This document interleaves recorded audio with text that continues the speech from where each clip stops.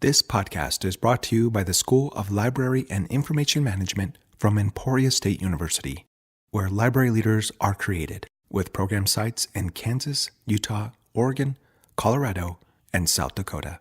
And by the Park City Library, making film and podcasting possible with green screen and sound recording resources. Have you ever wanted to create a new initiative in your library but weren't sure where to start? How can we make our plans fit the needs of our community, get investment, create involvement throughout our organization, and make it all pay off? On this show, we talk with Sari Feldman, Executive Director of Cuyahoga County Public Library. Under her leadership, the system received the highest overall score among America's largest metropolitan library systems in Library Journal's Index of Public Library Service for many years running. Sari served as past president for both the American Library Association and the Public Library Association. She shares the ways in which she started a meaningful initiative for her community called the Reconnect with Reading campaign. It's a successful example we can all use as we kick off initiatives of our own. It will also speak to the reader's heart in each of us. Thank you for tuning in.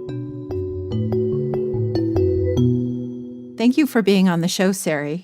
Thank you so much for having me. So your commitment to the library profession and leadership inspires us all, so thank you for your important work. I'm impassioned about this profession. So it's, the work is always a pleasure. Isn't it? I think we all feel that way. And today we are going to talk about a reading initiative in your library system called Reconnect with Reading. I know this was implemented based on research about important positive outcomes correlated with frequent reading. Can you tell us about that? Sure. So in 2007, the National Endowment for the Arts started a regular study on the state of literacy in America. And at that time, they identified that there was a decline in the number of American adults reading literature and reading for pleasure. And we decided to take a look at Cuyahoga County Public Library Service District and what our own community thought about reading and the pleasure of reading. And we also were concerned about the fact that the report revealed this strong correlation between frequent reading and professional and academic success, civic engagement, and physical health. And since we believe that libraries are at the center of community life, where we provide individual opportunity and community progress, we needed to make sure that we were still creating readers and supporting readers. Definitely. So why was this particularly important in your own community? In Cuyahoga County, we actually have a fairly low level of education attainment. We are below the national average in the number of people who graduate from high school and well below the national average in the number of people who go on to college. So we thought that by encouraging reading and ensuring that people are both skilled at reading but also want to read, find value in the activity of reading, that we could start to move the dial on education in Cuyahoga County. So we really began to emphasize books and reading as our library brand. And, it kind of fit with me personally because I'm a reader. I'm a reader too. I love books, and we want to share that with our communities. And it sounds like in your community, this is a huge initiative that was very important to the people you serve. So in implementing this program, can you describe the leadership and the impetus behind the Reconnect with Reading campaign? So we used data. So we used the national poll and then the comparison in Cuyahoga County to really explain to our board the value of this initiative. And they made a significant investment by allowing us to contract with Nancy Pearl, America's the librarian's librarian. That's right. To come to Cuyahoga County 1 week a month and to actually train our staff on this Reconnect with Reading initiative. And she came to us 1 week a month for 10 months. And she embedded the skills of Reader's Advisory into our staff competencies and made that something very important about the way we serve customers. And then through that effort, we began to develop certain programs. We have a Facebook discussion after hours. We do online Reader's Advisory. We increased our book club offerings. And we also became a place where we were known to bring authors. And today, we will have between 75 and 100 authors, national and local authors, come to the library for events.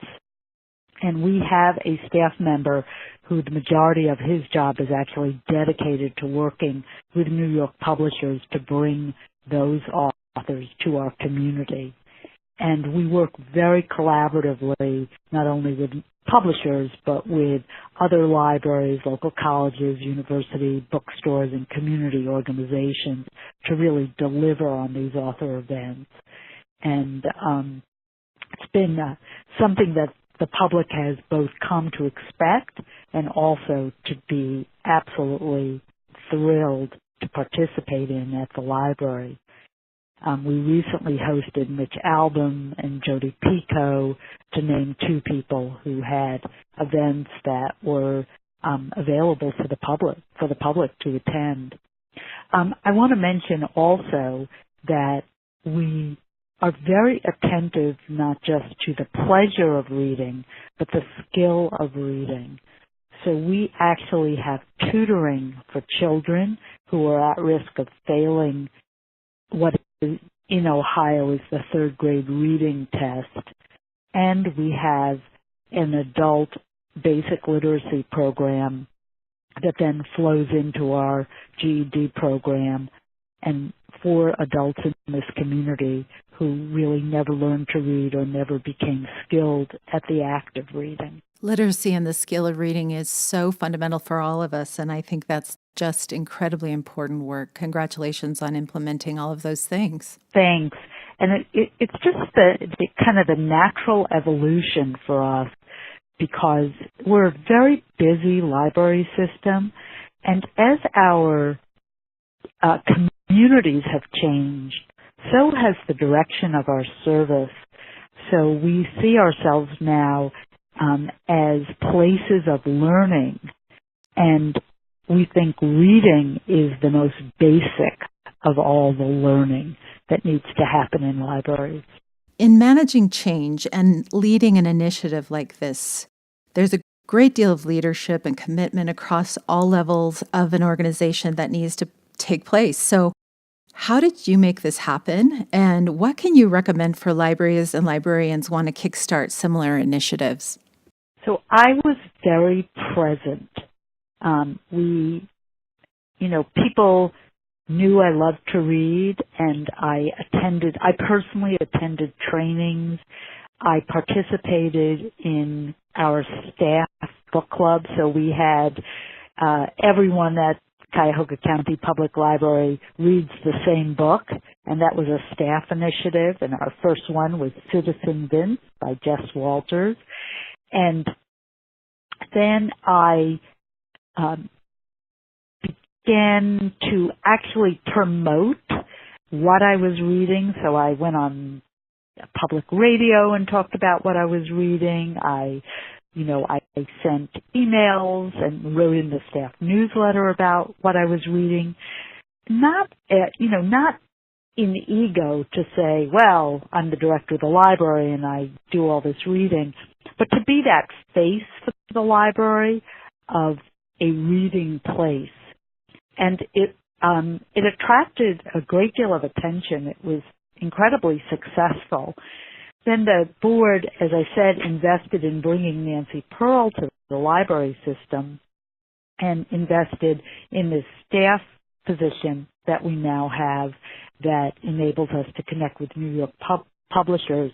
But we also did a very visible marketing campaign that included billboards and posters and palm cards, and actually we wrapped city buses with our Reconnect with Reading message.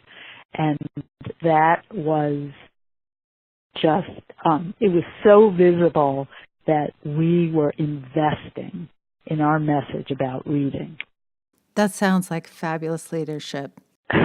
So, I want to say that the leadership comes when, you personally invest, and also we were able to lead our board to make a financial investment in the campaign. Absolutely. And it sounds like it went through all levels of the organization: staff initiatives, promotion, communication, board investment, visibility, and a real investment top to bottom, side to side, which is great. How has your commitment to this initiative paid off? So I'm very proud that reading is still 60% of our circulation. So we talk about circulation of materials as reading, listening, viewing, and playing, because we have a toy library. And reading can be, reading of all kind, but it has been a very strong part of our service. I think we also have fantastic outcomes from our instruction in the library. About 80% of the students who participate in our 1, 2, 3 read tutoring program do get on grade level at the library. And we know that attendance for our author programs has expanded exponentially as people come to expect and participate in those events. And finally, our foundation has grown so much stronger because of our kind of public image or public presence as that reading place. I found that donors are really inspired by the idea that even as libraries change and transform and technology has become an important piece of the service delivery, that we still maintain that core value around books and reading. And because of that, we've found that some of the most philanthropic people in Cuyahoga County are willing to contribute to the library. Those are amazing outcomes. And as a book lover myself, of course, I'm thrilled when our core values can be represented so clearly. As a reader, do you have any favorite leadership books or resources you'd like to share, and why? Well, I have to say I'm not the, necessarily a person who reads a lot of nonfiction, but I do think the Jim Collins books, Good to Great, and in particular, Good to Great for the social sector, are, that's kind of a must-read for people in our profession, because he puts a model forward that is accessible for libraries to deliver. So we won't be overwhelmed by our own organization or bureaucracy, but instead we can recognize how every individual can make a contribution to moving that flywheel, to changing the culture. And I love what you said before about how, our initiative permeated every level of the organization, because we made small changes. Like we were in the past in the sense that we said talking about books was a job for librarians, but talking about books is a job for everyone who works in a library.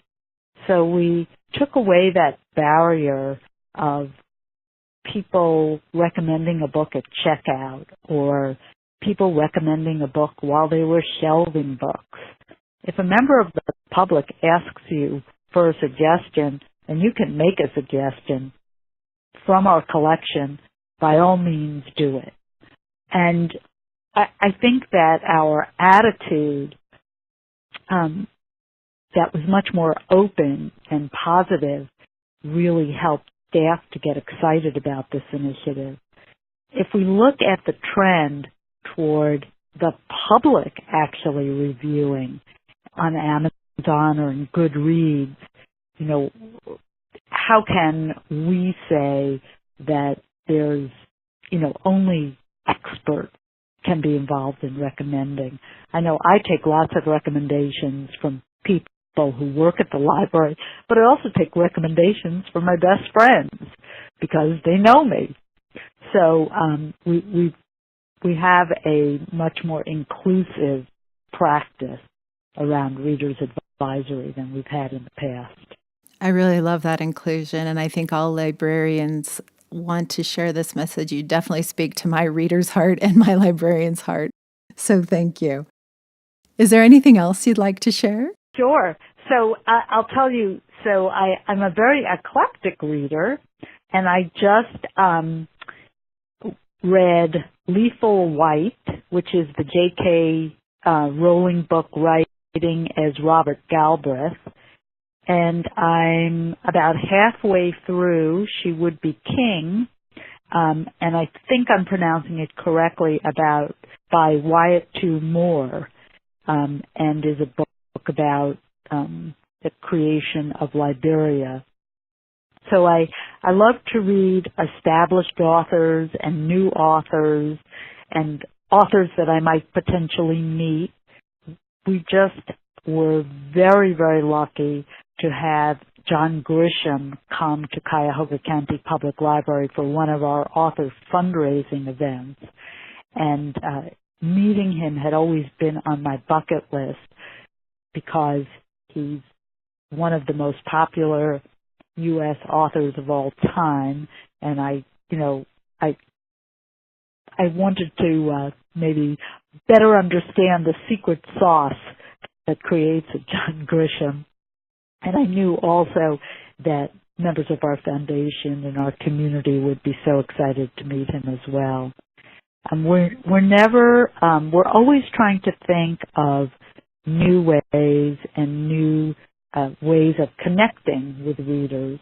And so if I might just take another minute, I'll tell you that when we were replacing our branches, one of the ideas that we had was to put a writing center into one of our new buildings. And in 2015, we opened a branch that has the William N. Skirball Writers Center. And we have a space and staff that support aspiring and professional writers in pursuit of their craft. Interestingly enough, we've discovered that through that initiative, we're creating and encouraging readers.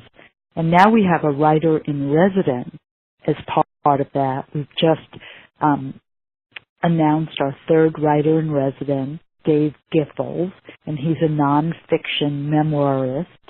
And that person will have office hours at the library, teach classes, and will obviously encourage writing, but at the end of the day, they encourage reading. And I think the more libraries are connected to a larger community of people who love literature, who are committed to literature, the better positioned we are to foster that environment of reading. Definitely inspiring, not only reading, but writing and truly engaging with the written word is wonderful. I want to come. I want to come to your library and be a part of all this. We also put a memory lab into that library, and we are helping people to, digitize their old movies or their audio tapes. But what we've discovered is that we have a growing group of people reading and writing personal memoir. as part of their process. And then one of our writers in residence, a poet, Dave Lucas, who's now the Poet Laureate of Ohio, he collected podcasts of local writers reading their work and created a collection for us during his residency. So there's so much that's happening. It always comes back to the written word, but there's so much that can be happening and taking advantage of the new technologies. We never deny the excitement and the value, but we want to make sure that at the core of Cuyahoga County Public Library is reading. Certainly. There's so much in libraries. It's a great time to be in the profession because of all the resources and the ways in which our communities can engage in libraries. Absolutely exciting. Right. That's the way I feel. But I think I've been saying that, throughout my career. It's never been a better time to be in library. Never been a better time. Sari, in closing, what does being a librarian mean to you personally? So I think I said before that that idea that we create individual opportunity and community progress. I love the fact that we are an institution with open doors that meet people at those doors and welcome each individual into our environment or, through our website and create the opportunity that that person needs. So we have tools and resources and books and information that can solve people's problems, help them get ahead, entertain them, but it's up to the individual. We couldn't be a more customer-focused institution. And every day I'm reminded of how important libraries are to our communities. Libraries as open and welcoming places for everyone. It's a great way to see the profession. Sari Feldman, thank you for all you do to set the tone in our library world. You're an amazing and inspiring leader, and I am so grateful you joined me on the show today. Thank you so much for inviting me, and I hope we meet in person sometime soon. We will. I definitely want to come and see everything you're doing. It's outstanding. Thank you very much. Thanks, Sari. We'll talk to you soon. You've been listening to Library Leadership Podcast. I'm your host, Adrienne Herrick-Juarez. Our producer is Nate Vineyard. More episodes can be found at libraryleadershippodcast.com, where you can now subscribe to have new shows delivered right into your email inbox. You can also find the show on Apple iTunes or wherever you get your podcasts. Thank you for listening. We'll see you next time.